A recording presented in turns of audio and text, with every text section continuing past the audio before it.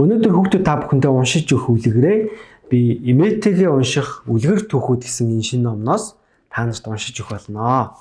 За анхааралтай сонсоорой. Зарц охин. Эртээ урдын цагт нэгэн баян айлын зарц охин эзнээ дагаж ойд яваад төөрч орхижээ. Олох санаатай араас нь яваад олсонгүй.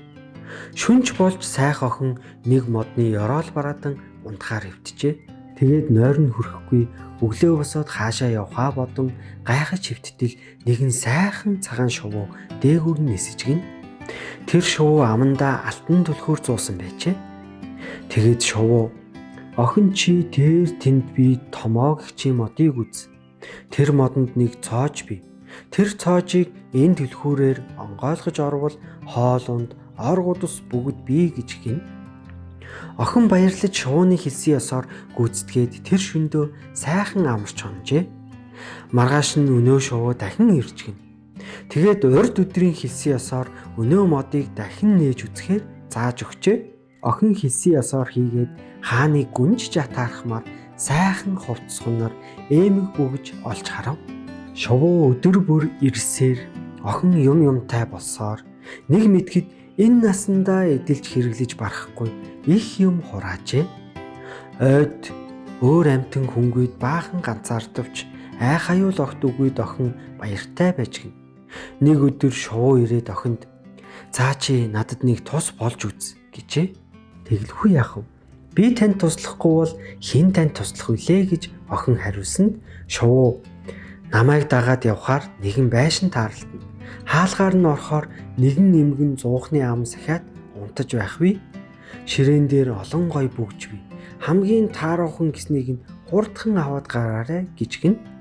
Охин шувууны хэлснээр байшинд орж олон бүгжийг харж байтал эмгэн сэрчээ. Тэгээд бушуухан нэг бүгж аваад санд минь гарчгүй гүйсээр модондоо буцаж ирээд шувуунд бүгжээ өгтөл тэр шувуу нэгэн гоо ханхүү болж хувирчээ. Харин мод нь өндөр сайхан шилтгэн болж гин. Тэр эмгэн бол шулмас юм. Намайг хорлож шувуунд хувиргаад шилтгэнийг минь мод болгосон билээ. Шулмын хараалаас чи намайг салгах нь энэ. Одоо миний хатан болно уу гэж ханхүү хариулжээ. Охин ч магнетинийн баярлаж ханхууд гараа өгснөөр тэр хоёр айл гэр болж амар сайхандаа жаргажээ. За ингээд эхний үлгэр маань төгсөж байна. Одоо хоёр дахь үлгэрийг та нарт уншиж өгье. Эртээ урдын цагт нэгэн сайхан хилэн хар морь байжээ. Духандаа тод гихчийн сартай юм гин. Адун сүрхтэй хар зүстэй тэр ганцаар. Ийм сайхан хилэн хар төрсөндөө нас залуу тэр морь их л багтаа явдаг байжээ. Тэр сүрийг адгуулж хариулах эзэнгүй. Аглаг хээр тал аль дураар бэлчээрлэн өвсний сайныг идэж усны тунгалгийг ууж явдаг гин. Хилэн хар морь талын салхинаас өөрийг нуруундаа хүргэж үзээгүй. Арддаг тарган амтан боловч энээс ч илүү чаргалтай сайхан явах юмсан гэж бодно. Над шиг ийм цэвэрхэн төрсөн хүлэгт заяасан тавилан ондоо буйцаа хэмээн санааширна. Нэгэн өдөр дөрвөн морь хөлөлсөн нэгэн их сүйх дэрэг замаар явж өнгөрөхийг хилэн хар үзжээ. Дөрвөл хар цусмын тэр морьд өөрийг нь бодвол өнгө цус муутай. Дис үл нь ширэлцэн амтан байх шиг хилэн хар санагдчихна. Тэгээд энэ сайхан сүйх дэргэнд хөллүүлээд хурдхан давхиж үзэх юмсан хэмээн шогшров. Сүйх дэргэний араас хар зогссноо тэрээр гинэт бодсон нь. Тэр дөрвөн морьтой танилцж нөхөрлөж аваад арга чарга заалгая. Тийхүү ижил олон сүргтэйгээ салахын ёсыг хийж хангинт л нэг янзгаалаад тоос замаар товор хатруулан отчихно. Сүйх дэргэний араас явсаар байтал нэгэн тосгонд иржээ. Тэр тосгоны нэгэн тариачин ир хилэн хар морийг үзмэгцээ. Яасан сайхан морь вэ хэмээн шүүрс алдчихна. Тэгээд даруй хөлдөн сууж барьж аваад гэртээ хөтөлж аваач.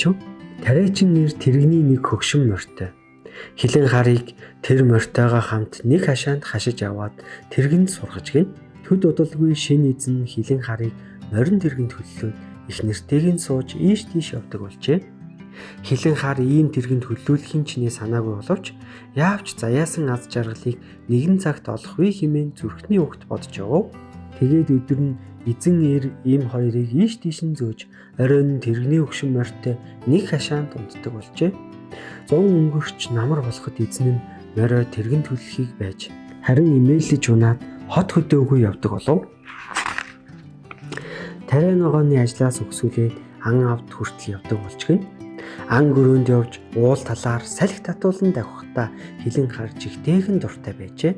Явн явсаар тэр нутагт хилэн харыг үзэх сайн мор үгүй болов.